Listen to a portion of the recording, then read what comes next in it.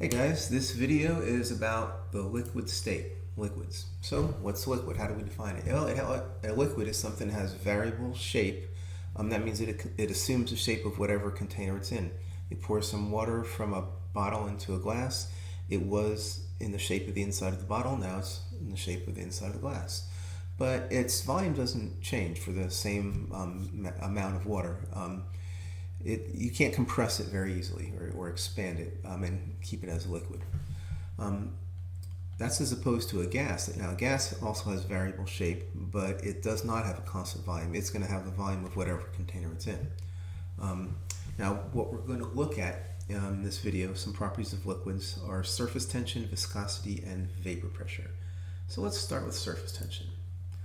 So if you imagine a beaker full of water, those water molecules are all interacting with each other. We know that water is a polar molecule. Over here, if you imagine each of these is a molecule of water, where the big blue circle is an oxygen atom and the little white circles are hydrogen atoms, we know that the hydrogen atoms have little tiny positive charges on them, and the oxygen atom has a tiny negative charge, partial negative charge. It's a polar molecule. And so these molecules of water, they're moving around all the time in a liquid. They're always constantly moving, but they're bumping up against each other. They're all touching. And so when they come in contact, they orient themselves so the opposite charges are close to each other. So the positive charges are close to the negative charges and vice versa. What that does is that lowers the energy of a molecule in here. So a molecule, say this one right here that's in the middle, it has other molecules of water all around it, lowering its energy by bringing opposite charges close to each other. Now, in reality, it's 3 dimensions, so it's doing the same thing, coming out of the screen towards you and going back away from you. So a molecule in the middle of the liquid is going to be very well stabilized by the molecules of the water, or whatever liquid it is, in this case water, around it. But on the surface of that liquid, above the surface, the molecules that are on the surface do not have other molecules of water, or whatever the liquid is, above them stabilizing them. And so their energy is higher. And high energy is bad, low energy is good, basically. In nature, everything tries to assume its lowest energy state possible left to its own device. So these molecules of water all want to be in the middle so that they can have lower energy than on the surface, because on the surface they have a higher energy. What that means is that what every liquid does is it tries to minimize its surface area. Because the less surface area there is, the fewer molecules there are that have that higher energy due to being on the surface. So it ends up that for a given volume, the shape that has the minimum surface area is a sphere. So liquids are, in the absence of other forces, are trying to become spheres. Now, here on Earth, there's at least gravity, other forces usually around too. But if you go up into outer space where there's microgravity or very, very little gravity, and you let some water or other liquid just out, it's gonna oscillate in different shapes because it has some energy from when it was released. But it's trying to assume the shape of a sphere, and it makes globules. That's because of this right here.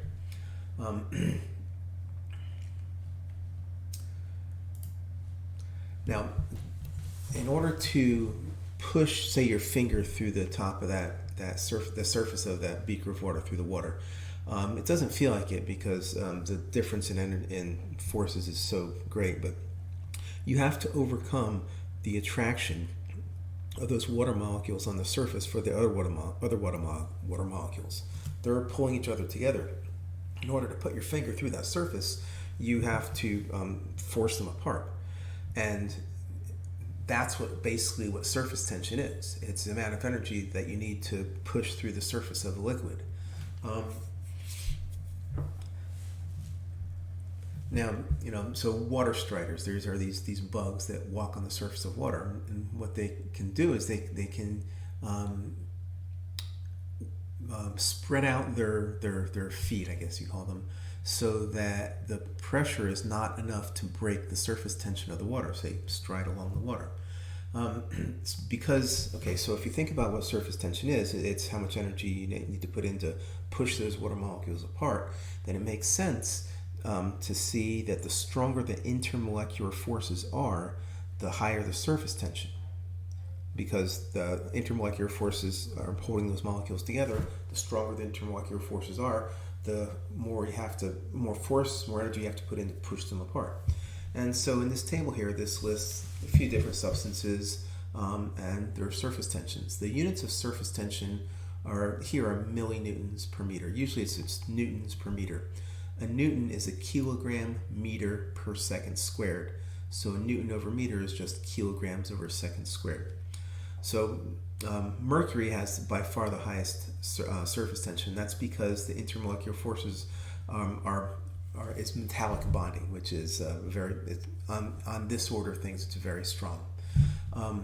Mercury's a metal. But after that comes water because it has hydrogen bonding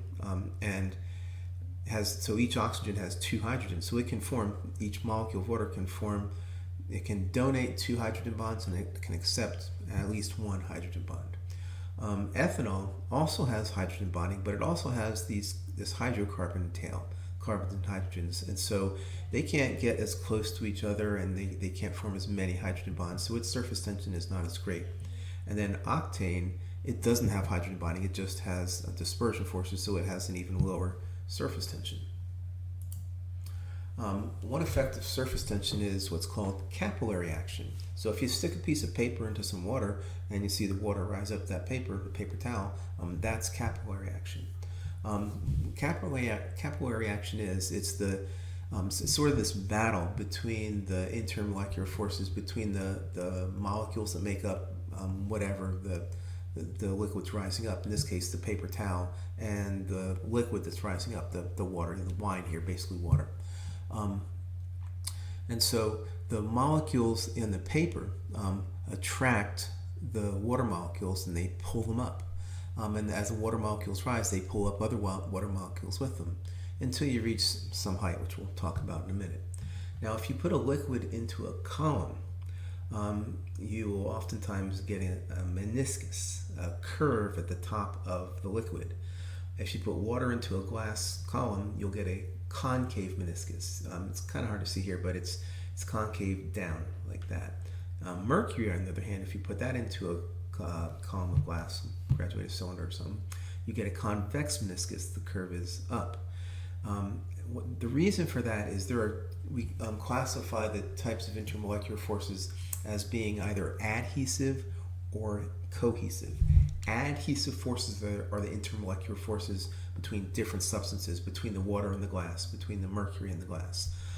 Cohesive forces are the intermolecular forces between the like molecules, so of the water molecules for each other, or for the mercury atoms for each other. And so in the case of water, the adhesive forces are greater than the cohesive forces, and so the glass pulls the liquid up the side greater than it's pulling back. But in mercury, the cohesive forces are greater than the adhesive forces, so the mercury atoms are pulling each other together more tightly than the glass is pulling them up, and you get a convex meniscus. That's capillary action. So I talked about the height in a capillary tube a minute ago. We can calculate how high a column of liquid will rise in a capillary tube with this equation right here. H is how high it will rise in meters. 2, T is the surface tension in newtons per meter, not millinewtons per meter. This is cosine of something called the contact angle. We'll talk about that in a second. R is the radius of the tube, not the diameter, but the radius. D is the density of the liquid, and look at these units here. They have to be in kilograms per meter cubed for everything to work out. The radius has to be in meters. And G is the gravitational constant, 9.80665 meters per second squared. So we can basically plug into this and calculate how high a column of liquid will rise if we know all these factors.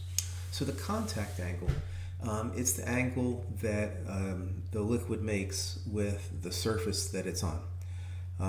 And you can look up contact angles for different substances. It ends up that pure water on absolutely clean glass has a 0 contact angle. It's going to spread out all over that glass.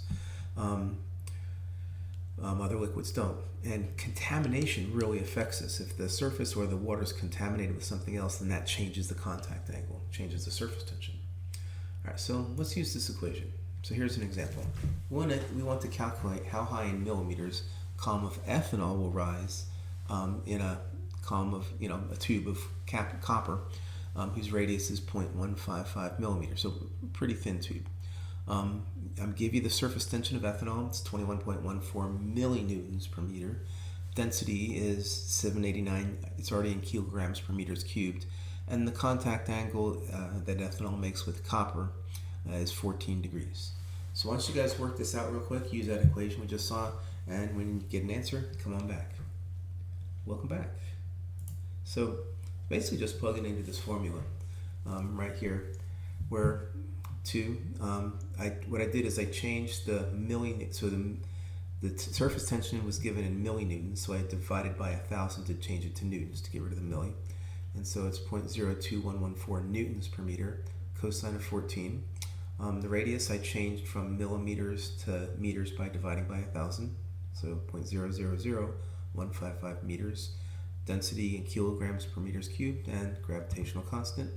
When I plug in, I get the units here work out to meters. Remember, newtons are kilograms meters per second squared, so this meters here makes it kilograms per second squared. Kilograms here cancel, seconds squared here canceled. On the bottom we have meters squared on top, meters cubed on the bottom, which comes on top and gives you meters. So we get 0.034 meters, which is 34 millimeters. All right, viscosity. So viscosity is a measure of a fluid's resistance to flow, and the best way to imagine this is to think about something called laminar flow. So fluid dynamicists think about a liquid that's moving as thin one molecule layers sliding over each other.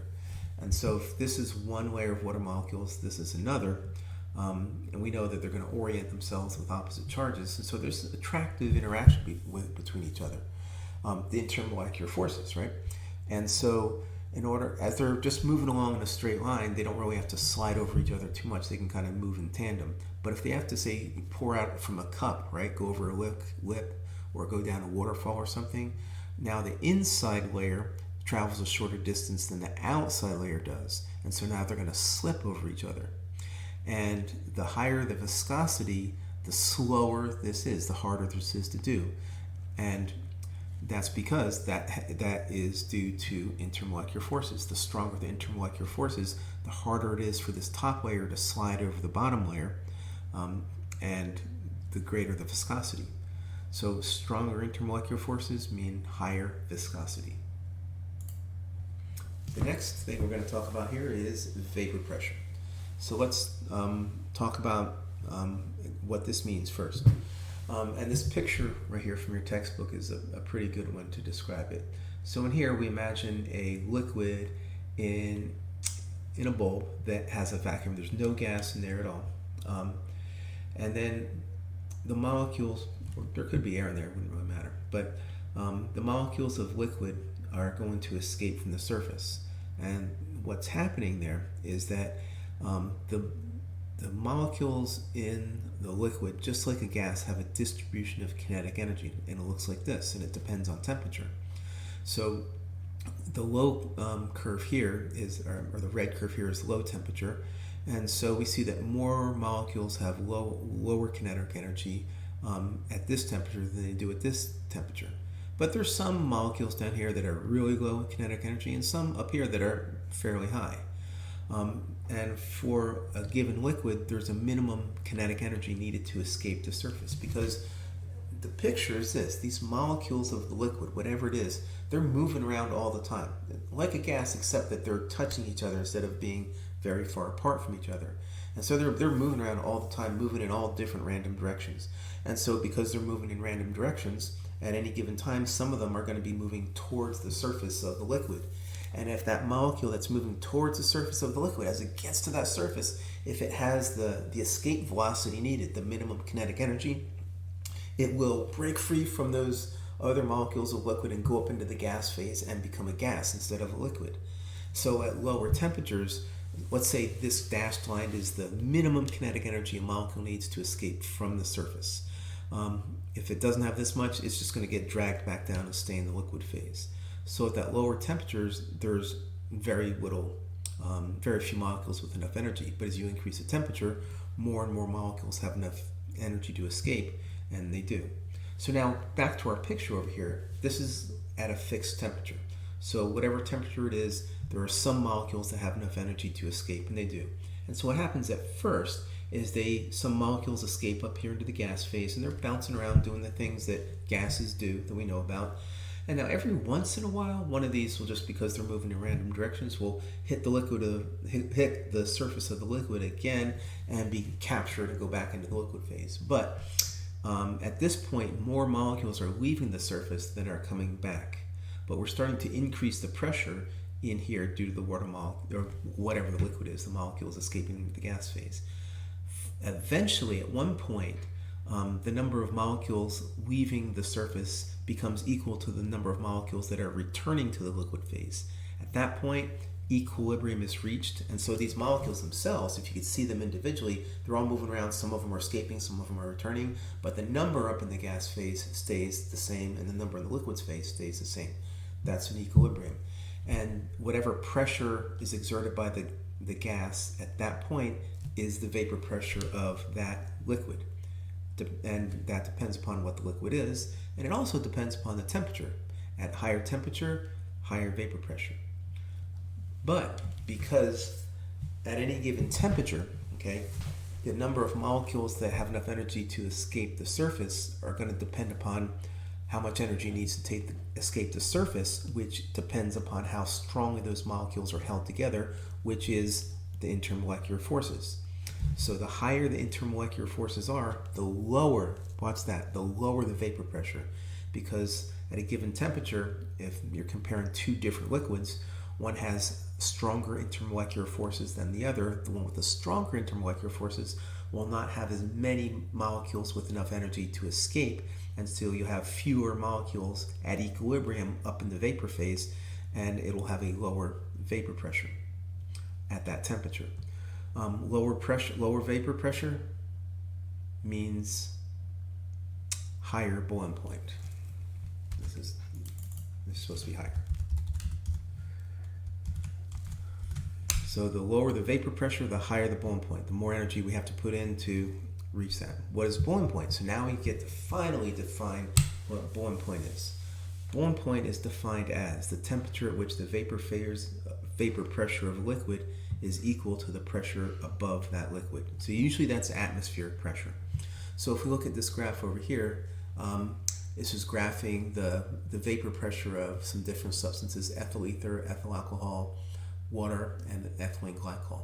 And we're increasing strength of intermolecular forces as we go up. This line right here, the dashed line at top, that's atmospheric pressure. And so these lines are the boiling points of each of these liquids, because down here, this is the temperature at which ethyl ether, its vapor pressure is equal to atmospheric pressure. That's the definition of boiling point.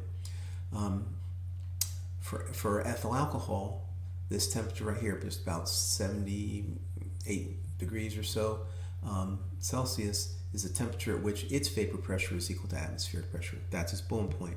Water, 100 degrees Celsius, its vapor pressure equals the vapor pressure, atmospheric pressure. That's its boiling point. And ethylene glycol, it's way out there. Okay. So that's vapor pressure. Remember, stronger intermolecular forces, lower vapor pressure, higher boiling point. So make sure you fix that there.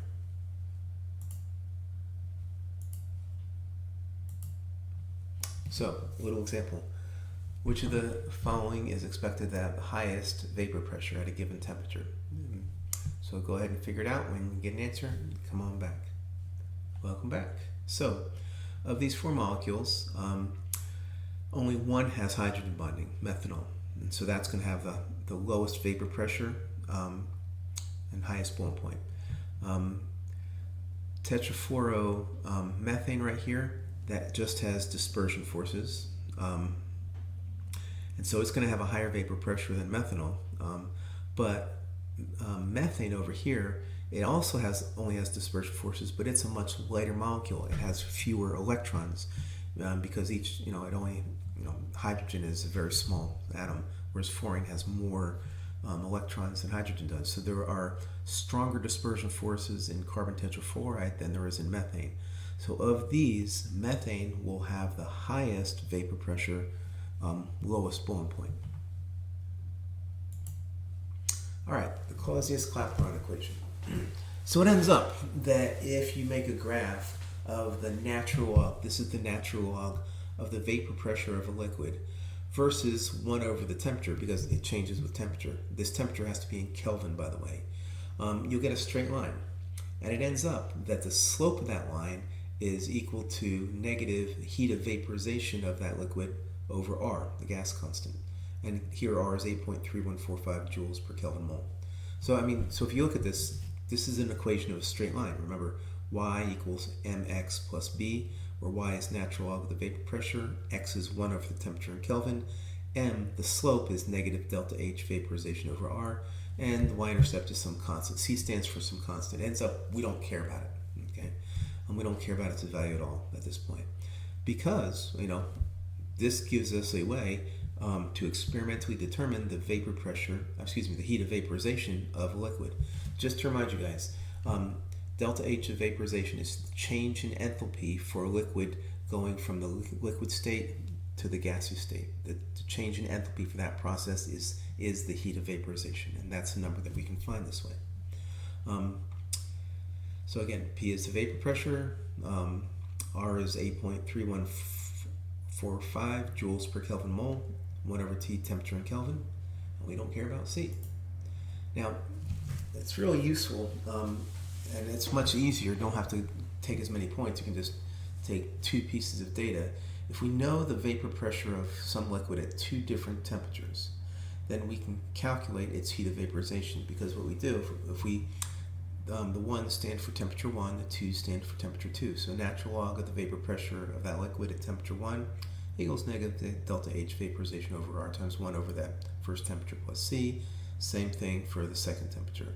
Now if we subtract these 2 equations, on the left side we get natural log of P1 minus natural log of P2 equals negative delta H of vaporization over R is the same, so we pull it out, and it's just times the C's cancel. And we get 1 over T1 minus 1 over T2 inside of the brackets here.